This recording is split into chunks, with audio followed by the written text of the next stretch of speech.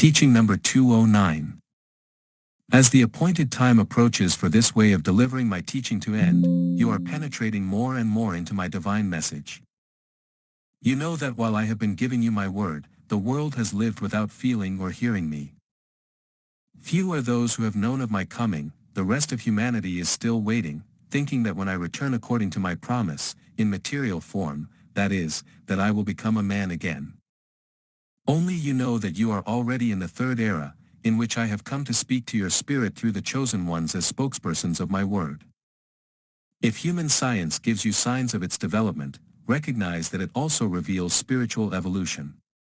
Mankind, in each era, has been leaving traces of its progress that has been assimilated by those who come later. Science is the light of my wisdom that inspires and reveals its mysteries to men. The scientist who possesses an elevated spirit will not seek me through rites, because his gift of science at every moment brings him closer to the Father who is divine science. That man should never be proud of his work, because he is the one who, the more he discovers, the smaller he feels. Nor will he be able to deny my existence, because at every step he will contemplate in nature the imprint of the Creator. Disciples, I have also deposited in you gifts that you must develop, so that you can be the ones who, with a simple word but full of truth, cement this doctrine in the hearts of your brothers. The seed of spirituality, which I have always sown in the world, is what I will once again leave at this time. That seed holds the secret to a better life. If today humanity fights among itself, it is divided in beliefs, in classes, and in races. If men do not love, understand, or have charity for each other, it is because my seed of love does not germinate in their hearts, but in this time when I come as a dew of grace on the fields, my sowing treasured in the hearts of all human beings, will germinate and bear fruit. Just as in the second era I announced my coming, so now I announce the war of creeds, ideas, and religions, as the precursory announcement of the establishment of my kingdom of spirituality among men. My word, like a sword of fire, will destroy the fanaticism that has enveloped men for centuries. It will remove the veil of their ignorance and show the white, luminous path that leads to me. When humanity, through regeneration, becomes sensitive to the spiritual, not only in spirit but also in the matter, there will be no need for strict laws, or earthly justice to behave properly, because people can be their own guides and their own judges. My doctrine does not establish dogmas or rituals, it only inspires good. My spiritual doctrine does not subject anyone to certain forms of worship, it is a perpetual invitation to the path of truth. You arrive under the shade of the corpulent tree, where you know that the one who offers you the bread of eternal life is there, providing nourishment that gives you strength to endure the journey. The word has come among you to open a new era. I have always sent you spiritual messages inviting you to elevation, because matter, like a heavy link, chains the spirit to earth. In your evolution, you have come to understand that your destiny does not depend on matter but on my will. Man is not always in agreement with my designs and shows me his disagreement and his disobedience. Many times he has called me unjust and has tried to interfere with my higher judgments. Others, when not immediately getting from me what they had asked for, doubt my power and later, when they have received it, attribute it only to their effort. Hence, they come to believe that they are gods and kings, forgetting the one who put spirit in man and surrounded him in a marvelous nature. Could man with all his science create something like what I have formed? No, people. Human science has its limits and God the Creator does not. Science is light, but in the hands of many, it becomes darkness. However, in the universe everything speaks of me. All the elements raise a song of life and love. And despite the fact that I am telling you through all that has been created, here I am, and you are looking for my image in imperfect works made by the hands of men. So yes, before them you bow down and adore them, preventing your spirit from any elevation. I come to give you love, because I cannot find a man whose heart is open to let the suffering of others in as his own. Those to whom I entrust riches and powers to serve their fellow men, are denying all charity, and even those who claim to represent me on earth, surrounded by their opulence and dressed like kings, close their ears and their hearts to the laments of those who are in need of love and charity. These are not my ways. The path that I have traced is that of good, That is why I tell you once again, my word is my path, because it always speaks to you of virtue, morality and love. I am making your heart sensitive to engrave my teachings on it and so that you feel truly nourished by the bread of eternal life. I love everyone equally, however not everyone will listen to me in this age. As in the first and second times, I have chosen a place on earth to gather those that will hear me. In every religion there are those that rise up as the leaders who say they are my envoys, my chosen ones, my favorites, but I do not contemplate a single just person by whom humanity can be redeemed. There are no lips that can speak as I and Jesus spoke to you at that time.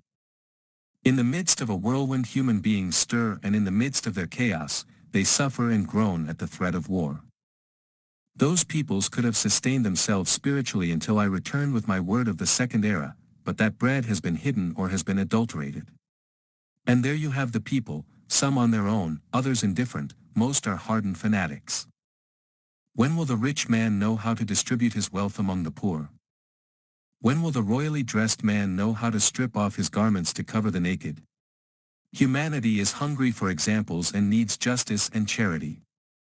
It is that they have forgotten that I have renounced my kingdom to dwell with you and give you everything that is in me. Where are my representatives who really imitate me? To you I say, I have called to bestow an inheritance upon you again, granting you power to heal the sick with the balm of my love that is my own blood. Know yourselves, so that you understand that even without merit, I have made you worthy of my grace. Hear those beings that cry out like lost sheep. See men come home with empty hands, you hear the voice of their pain and desperation. Look at your hand and in it you will find power and comfort to remedy those sorrows. Why do you doubt this grace? Let the lamp of faith burn in your heart, let it become a torch, do not close your heart, because then you will become as the rich and greedy misers. See that you must testify and speak of me, because if you do not do so, even the stones will bear witness of me. I am power and justice, but do not want to demonstrate these lessons through pain or the unleashed forces of nature. Let it be my divine radiance that surrounds you and my love that always blesses you. My divine spirit arrives to ease your suffering because you have been tested greatly on your path. And the teacher of humility descends to bring you his doctrine and his comfort. Sometimes I call you to answer for your lack of compliance with my law, because I gave it to you a long time ago, marking out the perfect path for you to follow. It is no longer time for you to keep my doctrine only in your heart, learn to see and hear me, so that you do not become confused. I have made you possessors of infinite greatness, but you do not know how to share it with your brothers. It has been necessary to repeat the lesson that I have been giving you many times since 1866, so that it would be imprinted in you, and by it you know that I never lead you astray. Lovingly I help you to guide you on the true path. I have spoken to you very simply in your language, to help you understand and so that you may analyze my word. I see that you have stopped halfway along your path and that your elevation is low, but look around at the world that cries, the unbeliever that mocks my word, contemplate also the thirsty for love and light. But you, disciples, cannot say that you are ignorant, or sick, or needy, or weak, because that would be denying what I have given you. Then you will have to remember those words that I spoke, ah, men of little faith. There are few hearts that have known how to rise and listen to my word where it is. And there are many who, instead of bringing their spirit closer to me, come only to show me their earthly life with its miseries and needs. That is the reason for your weakness and the lack of unity among the people. When are you going to forget about yourselves to pray to me for the world? Mothers cry because their advice is not heard by their children. The desolate city presents me with the emptiness of its life. The wife shows me her heart misunderstood by her partner, and you all forget that this is the path that leads to the promised land, the path of sacrifice. In the hollow of my hand there is the destiny of each one of you. Be content, and if you suffer a lot, I am with you. Do not increase your pain, judging in your own way that which only I can judge. Think that I love you, I am not insensitive to your sorrows, and that I truly understand you. See how, being so close to me, you still commit so many faults, but I forgive you. There are those who, faced with the weight of their trials, doubt my presence, turn away from the path and look for the one they left behind, hoping to find what they think they have lost, but they turn their gaze to my work, when they see their hands empty and their spirit powerless before the great universal sorrows, the plague and death that knock at the doors of the nations and threaten you as well, because the omen of a new war moves them. Do not imitate in your disbelief those who ask me for proof to believe in my existence, those who tell me, make the war stop in an instant, place the bread on all the tables and then I will believe in you. I tell you once again that you only have 3 years left for this communication with you to end, and you must take advantage of the moment so that you can invite the world, with its sects and religions, to the path of light and spirituality, in where everyone will be able to enter into communion with me, from spirit to spirit. This will be when fanaticism and idolatry are uprooted from the hearts of the people. You will then be like sailors in the middle of a rough sea, trusting in the rescue boat. I will still have to make a call to all those who, belonging to the tribes of Israel, may be scattered, so that they may also fulfill their mission. Then humanity will hear my voice and contemplate the resplendent light of the dawn, illuminating those who dwell on this earth. Do not become casually familiar with my word, and when you hear it, do not consider the spokesperson through which I am transmitting it to you. Penetrate it and look for its essence so that your analysis is perfect. The essence is the taste of the divine. What you are going to hear and see is not the routine ceremony, nor the rite that impresses your senses, because the solemnity of this manifestation is within your spirit. At this moment you are not within the 4 walls of this enclosure. Before, I have waited for your elevation so that you can achieve communication with my divinity in the true interior worship. I have allowed you to build these enclosures, so that in them you may find recollection, silence and the unification of your thoughts, by means of which you will attract my divine ray. But these 4 walls are not my temple. These enclosures are places destined for your meetings, because the true temple, my sanctuary, is in your heart. You ask me if these places will disappear after 1950, and I answer, no, you don't know how long I grant you these places. Because as long as there is no knowledge of my work, elevation and firmness in my law among the people, you will not be able to do without them. After my departure, on the day consecrated to rest, you will meet, not as a tradition or commemoration, but to remember and analyze my word and that of the spiritual realm, so that you give each other true testimonies of my prodigies along your way, so that you continue to be united in loving me, pleasingly worshipping me, and your hearts will not become cold or fall into boredom, fanaticism, or materialism. You do not know the time that I still grant you to use these places, because after 1950, new ones will continue to be built, not for my word to resound in them through the spokesperson, nor for the spiritual realm to be presented, because those times will have passed, but so that in them my word and my clean and pure doctrine, which I have delivered to you, may be transmitted. And in that atmosphere of peace will be my presence, that of Mary, of Elijah, and that of the spiritual realm. There the sick will be healed, the blind will open their eyes to the light, the profane will know respect, the sinner will be redeemed, and everyone will receive according to their needs, so that crystal clear water, good fruit and good seed may spread. You do not know if in this incarnation you will get to know the true temple of my divinity, but you have the mission to prepare the way.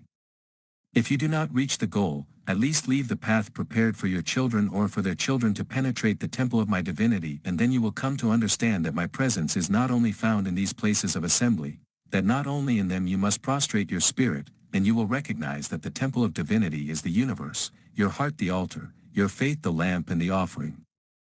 Creation is also a temple, even the dust that your feet step on. The mountains are altars that rise towards me. The valleys with their grass and their flowers give me their offering. The Star King, all the luminaries and planets, are worlds that pay me their tribute of love, and wherever you step or look, there is my divine spirit, as Father. Then recognize that you eternally live within the temple. Everyone carries a temple within them, and also your home is a sanctuary, because the human family dwells there, which is similar to the spiritual family. There in the bosom of the home is my best temple. Today, however, I contemplate that the true light is not understood by men who walk far from the path. I contemplate that the only place where they rise to me is the material temple. I see the chaos among humanity, the ignorance towards human and divine laws. My doctrine has been hidden in this time and has been taken as something that belongs to the past. That is why men succumb, institutions divide and make fun of what is most sacred. Thus I find humanity rejecting, destroying and killing each other, confusing spirit with matter, the divine with the human, and light with darkness. In this time of confusion and wickedness I have chosen an unknown and despised nation, the Mexican nation, to make the call to her and to the chosen ones living in other nations, to gather them around me, polish them with the chisel of my word, assign them tasks and already prepared and full of love, send them as emissaries of my work throughout the world. This is the responsibility that weighs on the multitudes who listen to my divine word. I come purifying my people and removing their imperfections, but this purification will not be only in your spiritual practices, it will also penetrate your homes. I have emerged like a whirlwind and its force makes all the bad fruits fall, leaving only the good fruits among the foliage of the spiritual tree and the human tree, because the time of trial is approaching when humanity comes to scrutinize you. My work will be seen as a new sect, men will scrutinize you in your personal lives, at home, at work, in all your duties, and if you are not prepared to give testimony of me, if my word does not confirm with your deeds, you will be like those hypocritical Pharisees who hid the rottenness of their hearts under their impeccable tunics. The judgment of your Lord will be in the last year of my stay, especially the day of my departure will be felt by all and contemplated by every sinful and non-sinful eye.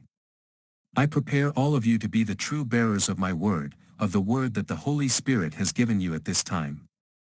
Keep calm and serene because you have entered the time of the fight that I announced to you long ago. This fight will be between yourselves, in it you will wield the same weapons. Those who understand and love me will wield their weapons for my cause, those who have not understood me will put them at the service of their own cause. But in the end, the truth will triumph. Some time ago I told you, remember a parable of the second era. Let the wheat and the tares grow together and reap until both have borne fruit, so that you can separate the wheat and throw the tares into the fire. The good farmer, have let the wheat of my word grow in your heart along with the tares of sin, but the time has come to reap with the sickle of my justice so that in the hearts of my servants and in the bosom of their homes only the seed of truth and love remains. You do not analyze my teaching and therefore the tests strike you as unexpected. This is the reason why you are divided and you do not understand each other, because when my word was fulfilled, you were not prepared. I am still preparing you so that you may have serenity and peace and let the whirlwind rip off all the bad fruits, because everything that does not give life, fruit or provides shade will die. Under the force of the gale, many trees will fall, many farmers will turn their backs, many guides will want to return the mission entrusted to them, but my will is that you correct yourselves. The time will come when all those who have turned their backs, wake up and contrite, return saying to me, Master, how clean is your work. What happens today in the bosom of this people, also happens in all the nations of the world. I have made myself present to everyone with my sword of justice and not only in this world, also in the spiritual realm and in every place where an imperfect spirit dwells to enlighten, purify and perfect it. The same one who speaks to you at this instant, spoke to you in the second era and of all the multitudes that listened to me in Galilee, only 12 I chose and by them I spread my doctrine on long paths throughout the world. In those times, the word of Jesus seemed like fantasy to many. There are also now those who think the same about the Spirit of truth. The heavens and the earth will pass away sooner than my word fails to be fulfilled. Who can persecute you or accuse you of being prevaricators or slander you if you comply with my doctrine? But you will only teach what I have taught you, love, inner worship, and knowledge of the true temple of my divinity. My peace be with you,